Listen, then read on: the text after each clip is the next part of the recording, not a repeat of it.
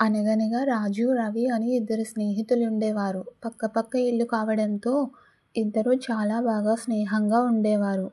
చుట్టుపక్క వాళ్ళు వీళ్ళిద్దరి స్నేహాన్ని చూడలేకపోయేవారు. అంత బాగా ఇద్దరూ కలిసిమెలిసి అన్ని పనులు చక్కగా చేసుకునేవారు. ఒకరోజు చుట్టుపక్కల వాళ్ళ ఇద్దరి మధ్య గొడవ పెట్టి ఎంతో స్నేహంగా ఉండే రవి, రాజులని విడదీస్తారు. అలా ఎవరి పనులు వాళ్ళు చేసుకుంటూ ఉండేవారు.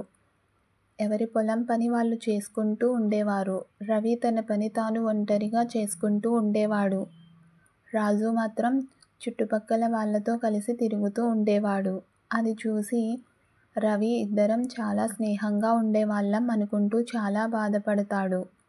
అలా కొన్ని రోజులయ్యాక ఇద్దరూ చాలా కష్టపడి పొలం పని చేసుకుంటూ ఉండేవారు. అలా ఉండగా కష్టపడి పండించుకున్న ధాన్యం వల్ల రవికి చాలా బాగా ఆదాయం వస్తుంది. రవి వాళ్ళ కుటుంబంతో కలిసి చాలా సంతోషంగా ఉన్నాడు. రాజుకి మాత్రం ఇంకా పంట పని అవ్వలేదు.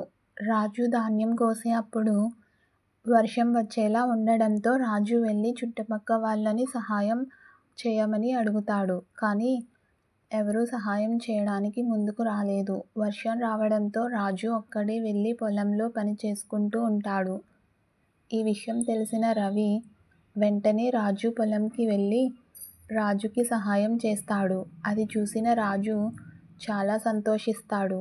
అలా రాజు తన స్నేహితుడి సహాయంతో తన ధాన్యంని మంచి లాభంతో అమ్ముకుంటాడు. రాజు రవి దగ్గరకు వెళ్ళి, నువ్వు చేసిన సహాయం వల్లే నాకు మంచి లాభం వచ్చింది. నేను చుట్టుపక్కల వాళ్ళ మాటలు విని నిన్ను బాధ పెట్టాను. నన్ను క్షమించు అంటాడు. అప్పుడు రవి చాలా సంతోషించి, నీ కష్టాలు అన్నీ నేను తీర్చలేకపోవచ్చు, కానీ నిన్ను మాత్రం కష్టాల్లో ఒంటరిగా వదలను అంటాడు. ఇకపై మనకి ఏం కష్టం వచ్చినా ఇద్దరం కలిసి ఎదుర్కొందాం అంటాడు రాజు.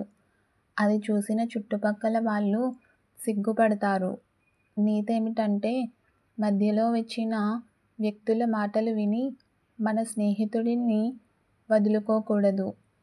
చీకటి పడితే మన నీడే మనల్ని వీడుతుంది, కానీ స్నేహం ఎప్పుడూ మనతోనే ఉంటుంది.